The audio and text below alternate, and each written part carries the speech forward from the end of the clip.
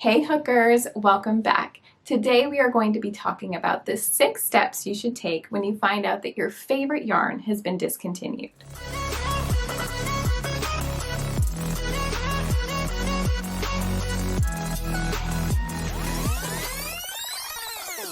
Sigoni, Sigoni, how's your macaroni? You might remember that last year I hosted a CAL or crochet along for the Cheaters Gingham blanket. Well, a few months ago I found out that the yarn that I used to design that blanket was discontinued. I'm not gonna lie when I said that I panicked at first. Like, what are these people gonna do? Now everybody's gonna think that they can't make this pattern. So what can I do to help you to understand that it's okay not to use the same yarn that a designer used for a specific pattern? So I went down this long rabbit hole to see how I could salvage the blanket and make sure that you still feel confident in making it. Just because the yarn has been discontinued doesn't mean that you can't make this blanket or any other pattern for that matter. But I understand that you can feel wary or unsure of how exactly to do this. So that's why I'm here to make it easy. This is going to be another 2-part series. I've been making a lot of those lately. But today we're going to talk about the 6 steps that you can take to find your discontinued yarn, mostly talking about the different places that you can look for it. Next week, we're going to talk more in detail about yarn substitution and gauge. If you've been wanting to make the Cheaters Gingham blanket, I'm going to be talking all about this yarn in particular. However, even if you're not making this blanket, this video will still give you some great tips if you're someone who started a project with a certain yarn and in the middle of your project you realize that that yarn has been discontinued and of course you need some more. These steps will help you find that specific yarn that you need to finish your project. It will also help you if you're a designer and you've either started designing a pattern with a yarn that was just discontinued, or you're like me and you've already released a pattern that uses discontinued yarn. So if any of that sounds like you, this video will help. First of all, I just want to say don't panic, because that's what I did at first, and whenever I went down this rabbit hole, I ended up finding everything that I needed. So the first thing that I want to say is don't panic. We'll figure this out together. All right, so let's talk about those 6 steps to finding your favorite discontinued yarn. Step 1, look on the manufacturer's website to see if they have any more in stock. So a lot of the time when a yarn is being discontinued, they'll slap a sale on it and let people order until all of their inventory runs out. So if you catch it in time, you might still be able to get the colors that you were looking for. And sometimes you might not even realize that the yarn that you're looking for is discontinued. So a lot of companies will have a dedicated space for those discontinued yarns. That way you know for a fact that they've been discontinued. It usually has in parentheses discontinued. So that's one way to figure out if your yarn has been discontinued and if they have any more in stock. Step number 2, call your local craft store. So I know for a fact that bigger craft stores like Joann Fabrics and Michaels order their yarn brands in bulk. So because they do this, they still have to sell all of the yarn that they have. So although they won't be purchasing any more, they still might have some in stock. So it's best to call and just see. And it's best to call because then you don't have to go all the way to the store to find out that they don't have any more. Step number 3, look on eBay, Etsy, or Amazon. Now first I want to say shop at your own risk. Make sure you do your research and read reviews before moving on with any transactions. Pricing is also a big thing. Usually secondhand sellers will up the price, especially if they know that the yarn is discontinued. So in the end, you'll have to decide whether it's worth it or not to purchase from these third-party sellers. I would probably trust Etsy and Amazon over eBay, but that's only because I've never used eBay before. But if you do your research or if you're familiar with eBay, then you'll find that there are some yarns on there. And if you feel comfortable, then it would be a great option, which is why I kept it on the list. Step number 4 is to look on Ravelry. Ravelry is the best when it comes to yarn, crochet, and community. There are actually a few places that you can look on Ravelry. Now when you pull up Ravelry, I'm not sure if you can do this as a guest or if you need an account, but I'm currently logged into my account and you can see at the top that there are 4 different categories: patterns, yarns, community, and support. When you click yarn, you can search your yarn. So I'm going to search Color Made Easy. Go ahead and click the yarn that you searched, and it even shows here that the status is discontinued. But it has all the information and details that you need to know about this yarn. So now click Buying Options.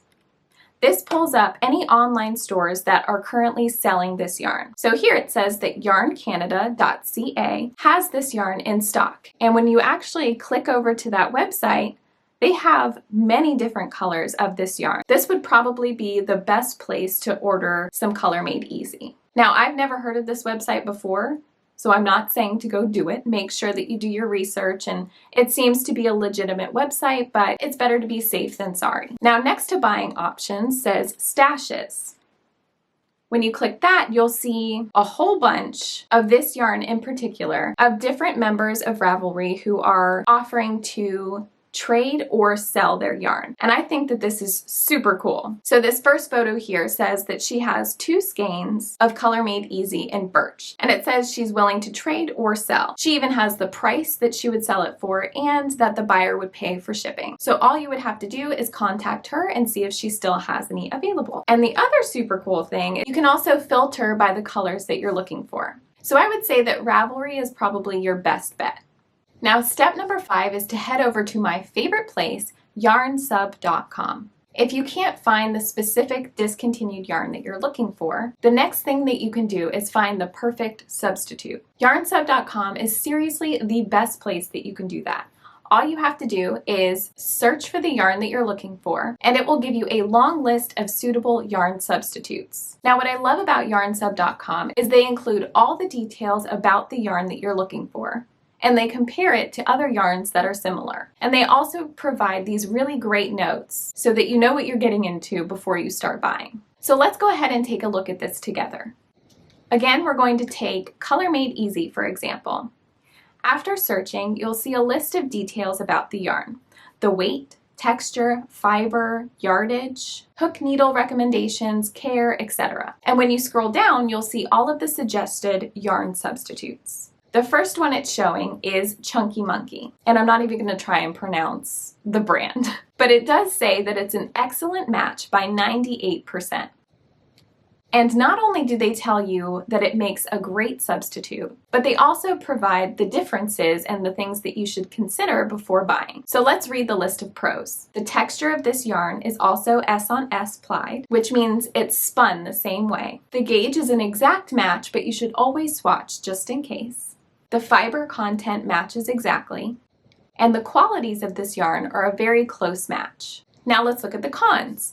This yarn comes in 100 gram, 116 meter balls. For each ball of the original yarn, you will need 1.95 balls of this. And I love that they include that note there, because that's telling you that you'll need to purchase double the amount of yarn that you would if you were purchasing Color Made Easy. Let's talk a little bit more about the math, because I know it's not everybody's favorite. For example, the Cheaters Gingham blanket requires 4 skeins of Color Made Easy in your main color and 2 skeins each in your contrasting colors. So that's 8 skeins total.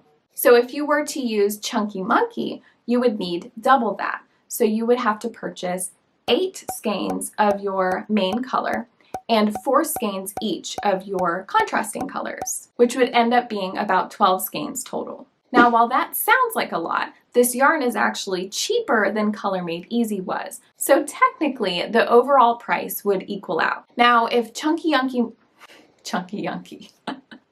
Now let's say Chunky Monkey is out of stock or it's discontinued too. You scroll down to the next suggestion and you can weigh the pros and cons for that one as well. And like I said, they have tons and tons of suggestions on here and the pros and cons to each. So yarnsub.com is one of the best places to go when you're looking to substitute yarn. And lastly, step number 6 is to just use what you have in your stash. Just make sure that the gauge matches depending on what pattern you're using. When it comes to the Cheaters Gingham blanket, gauge doesn't matter as much. And inside the PDF, I explain how you can resize your blanket using medium or bulky weight yarn. Now, because gauge is such a huge topic, I'm saving that for next week's video so I can dive deeper into it. But just know that if you have a pattern that requires a bulky weight yarn and you have a bulky weight yarn in your stash, it's just not the same kind, you can still use that yarn. Again, just make sure that your gauge matches. Now that covers the 6 steps to finding your favorite discontinued yarn, but I wanted to answer a few more questions. Now let's say you have a discontinued yarn and you wanted to start the project, but you realized that you don't have enough. You can either follow these steps and see if you can find it, or you can find a different project and work on that instead.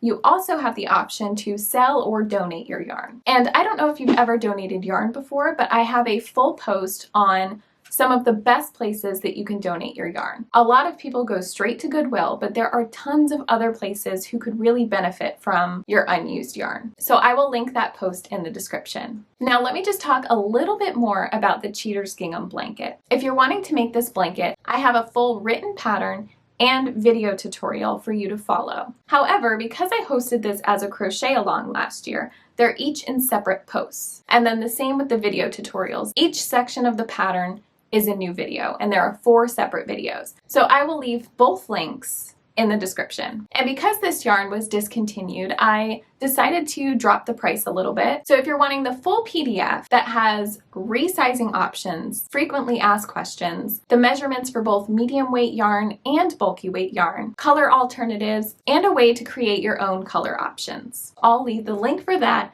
in the description as well. By the way, it is completely beginner friendly. If you have never crocheted a blanket before, this is a great first time blanket.